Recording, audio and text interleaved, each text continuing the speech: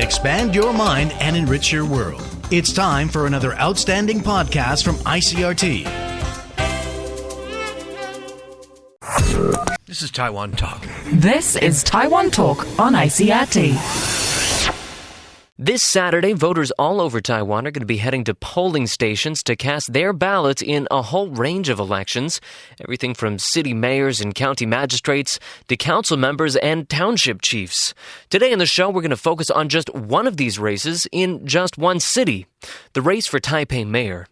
To find out what's on the mind of Taipei residents, we'll be bringing you a range of brief interviews from the supporters of both camps, that is, both the KMT candidate Shan Lian and his independent rival Ko Wen-je. First up today, we'll be hearing from a young Ko Wen-je supporter. 20-year-old Feng Sheng is a student at National Taipei University of Education. Now, right off the bat, Feng brought up something that we heard a lot of from Ke supporters. That is that he sees Ke as a candidate who might be able to get past the partisan conflict in Taiwan's politics. Feng says elections in Taiwan have always been a fight between the blue and the green camps. But since Ke is running as an independent, he seems to offer a new choice, and he probably would be less affected by political parties. If Ke can get elected, Feng says it would mean that Taiwan is finally getting rid of partisan rivalry and ready to move forward. A Ke victory, he says, would be a symbol of that. For Feng, Ko Wen-je's character is also a big factor in the decision. Feng says Dr. Ke tends to speak frankly about a lot of things. For instance, he's made his assets public. He also welcomes people to discuss policies with him. After hearing what Ke has to say, and judging from what he's read about the campaign, Feng says he feels he can trust Ke more than his opponent. However, Feng felt both candidates, including Ke, went too negative during the campaign. He says he still sees a lot of mutual attacks. For example, Ke criticized Lian of not being open enough about his assets and kept attacking Lian about his background. For Lian, he says, during the campaign, a lawmaker came out to accuse Ke of money laundering with his NTU hospital banking account. He says he feels that these kinds of things interfere with people's judgment about the truth. Okay, so that's what one Ko Wen-je supporter had to say. Now we're going to hear from a Shan Lian supporter.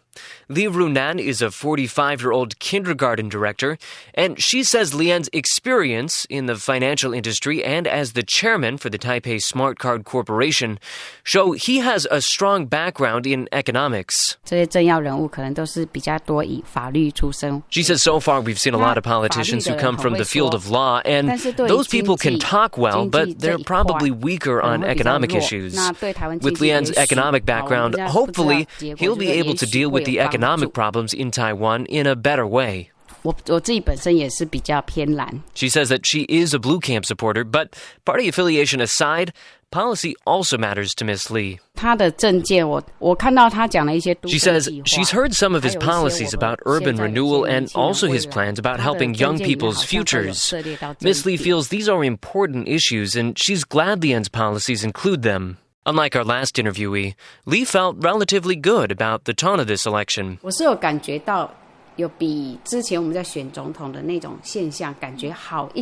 She says it's been a little bit better than what she saw in the last presidential election. Lee says she believes that a candidate running for any public office should focus more on his or her own personal strong points instead of trying to attack their rival. This time, she says she does feel that there's less of this bad behavior between Lian and Ke, and she calls it an improvement. Okay, so that's one for Ke, one for Lian, but our next interviewee isn't a fan of either candidate. And he says he's not sure if he's going to vote at all. I really don't think both of them are very good candidates, actually. So that's why I'm thinking about going to vote or not.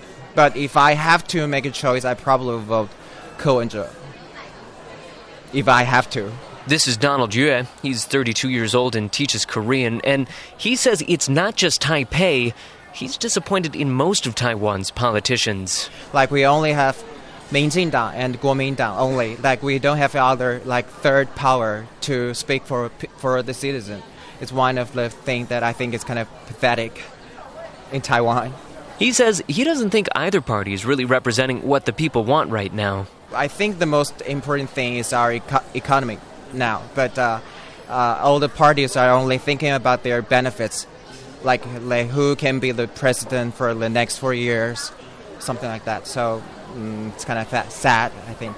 He says he'd like to see more consistent economic policy. I think at least the party has to have a very long-term strategy, and not just be changed because of a different party won the election. So I hope they can have a long-term strategy instead of back and forth the strategy all the time. Donald says that even though Ko Wen-je is an independent candidate, he has doubts that Ko will maintain that independence after he's elected. But it's true that he's kind of more close to Minjindang. That is the Democratic Progressive Party. So if he really promised that he won't join Minjindang, then I think I think he would be a third party. But if he breaks his promise and join the Minjindang after the election, if he wins, so I think it's the same. Politicians are liars all the time. So I really don't think I can 100% trust what they say. All right, that's all of our interviews for today, but we've got more for you tomorrow. Make sure to tune in at same time to hear from more of Taipei's citizens about the upcoming election. For Taiwan Talk, I'm Keith Menconi. This is Taiwan Talk. This is Taiwan Talk on ICRT. With Taiwan's 9-1 elections less than a week away, we're trying to get to know what voters in Taipei have on their minds about the city's mayoral race. So today, we'll be bringing you a roundup of some of the conversations we've been having over the last few days with supporters of both the independent candidate, Ko Wen-je, and his rival KMT candidate, Shan Lian. To start things off, we'll be speaking with a Ko Wen-je supporter. We caught up with our next interviewee at the Taipei train station. She's a housewife in her late 50s, and she told us that for her, party really doesn't matter so much. She says that her vote will depend on who can save Taiwan's government, and that she wants to vote for someone who has the ability to consolidate Taiwan and help with the unemployment situation. And our interviewee feels that that candidate is Dr. Ke. If you tuned in yesterday, you already heard a lot about the candidate's policies and character, but here, our interviewee is going to tell us a little bit about what she believes are the stakes for this election. She told us that she believes this is a really important election for Taipei, and that, in her view, the city's been going in the wrong direction for a long time. She says in the past, the mayors in Taipei City were good, but slowly, in these past 30 years, there have been more and more mayors who've not taken into account the safety of its citizens. For example, she points to the Malkong Gondola and some other construction projects. She says the projects are basically spoiling the taxes that citizens are paying. She says taxpayers pay money to go on the cable car, and yet everyone is terrified that it'll fall down. She says she hopes that if Dr. Ke wins, he'll take into consideration the safety of all of Taiwan's citizens. Now back for another chat with someone from the Lian camp, 50-year-old Chen Junshi.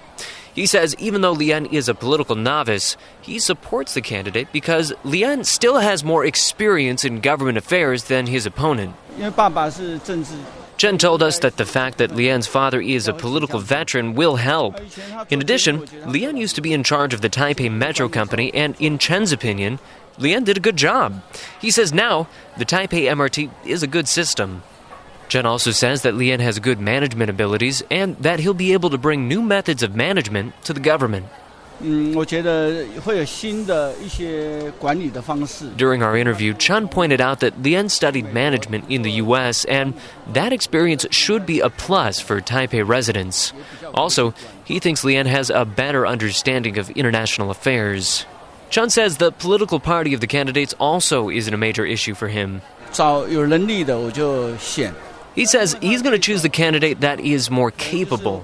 He doesn't think there's anything wrong with Ko Wen-je, but he doesn't know much about Ke's ideas or plans for the future either.